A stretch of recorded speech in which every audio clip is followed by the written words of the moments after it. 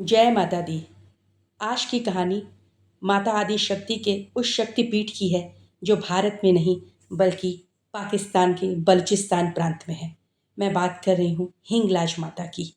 कहते हैं माता हिंगलाज आज भी वहाँ जागृत रूप में विराजमान है और अपने भक्तों को अपने दिव्य और चमत्कारी अनुभव कराती हैं। आज की मेरी कहानी हिंगलाज माता पर आधारित है, जो कि राजस्थान की एक घटना है।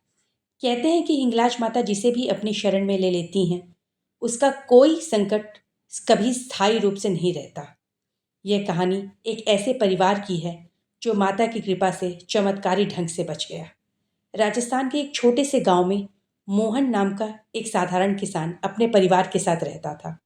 उसके परिवार में उसकी पत्नी, एक 7 साल का छोटा बेटा अनिल और एक बुजुर्ग माँ थी। मोहन मेहनती था, पर उसकी सबसे बड़ी चिंता उसका बेटा अनिल था।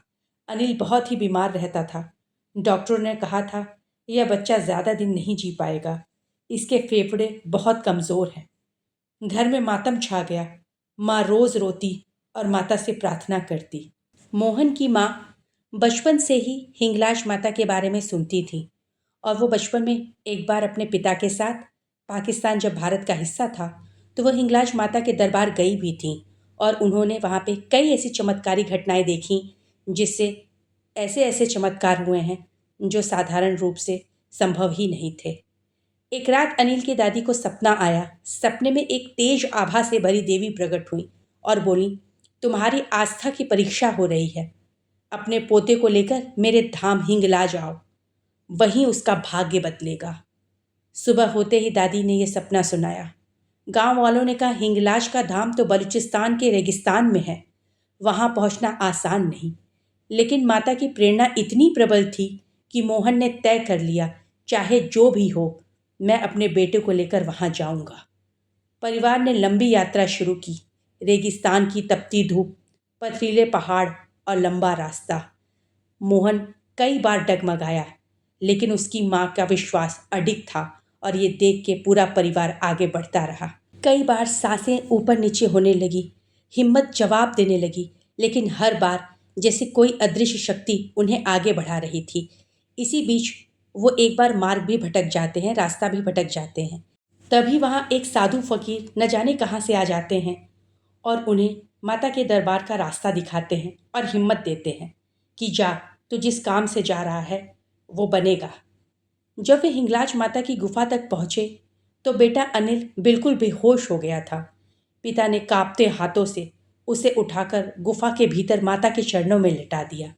उन्हें लगा कि अब शायद अनिल को वो नहीं बचा पाएंगे। वो तीनों माता के सामने रोने लगे, गिड़गिड़ाने लगे। गुफा के अंदर अद्भुत ठंडक थी। जैसे ही अनिल माता के चरणों के पास रखा गया, अचानक गुफा में हल्की हल्की घंटियों की ध्वनि गूंजने लगी।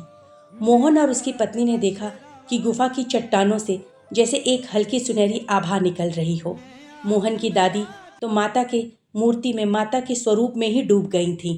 तभी अचानक वहाँ पे फिर से वही साधु फकीर न जाने कहाँ से आ गए और उन्होंने अनिल के मुंह में डालने के लिए जल दिया और कहा, इसे इस बच्चे के मुख में डाल दो, माता ज़रूर कोई लीला करेंगी। तभी मोहन ने जल लेकर अनिल के मुख में डाल दिया और कुछ ही क्षणों में अनिल ने गहरी सांस ली और धीरे धीरे उसकी आंखें खुल गईं। वह अब उठ बैठा और बोला, माँ मैं ठीक हूँ। इतना कहते ही वो बिल्कुल एक साधारण बच्चे की तरह इधर उधर दौड़ने भागने लगा, जैसे मानो वो बीमार था ही नहीं। मोहन की आंखों से आंसू बह निकले। दादी जोर जोर से माता का नाम लेकर जपने लगी, जय हिंगलाज माता की, जय हिंगलाज माता की। और तभी जब वो उस साधु फकीर को खोजने लगे जिसने उनकी इतनी बड़ी मदद की, तो वो वहाँ थे ही नहीं। जैसे सिर्फ उनकी सहायता के लिए माँ ने उन्हें भेजा हो और वो अब फिर सहायता करके अदृश्य हो गए हों। मोहन और उसकी माँ ने वहाँ बैठे हुए साधु को ये सारी बातें बताई और पूछा कि वो चमत्कारी साधु बाबा कहाँ चले गए। तब वहाँ बैठे हुए पुजारी ने कहा कि वो ज़रूर ही हिंगलाज माता के सेवक थे, उनके दूत थे, जिसे माँ हिंगलाज ने आपकी सहायता के लिए भेजा था। ऐसे कई चमत्कार यहाँ रोज़ होते हैं। माँ इतनी शक्तिशाली और दिव्य हैं कि माँ अपने भक्तों को दुख में देख ही नहीं सकती। उस दिन से अनिल बिल्कुल स्वस्थ हो गया।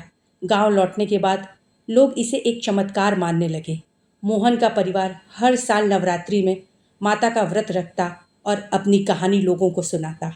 कहते हैं हिंगलाज माता केवल उन तक पहुंचने का मार्ग दिखाती हैं जिन्हें उनकी कृपा चाहिए, और जब उनकी कृपा मिलती है तो असंभव भी संभव हो जाता है। जय माता दी, जय हिंगलाज माता की। बहुत बहुत धन्यवाद।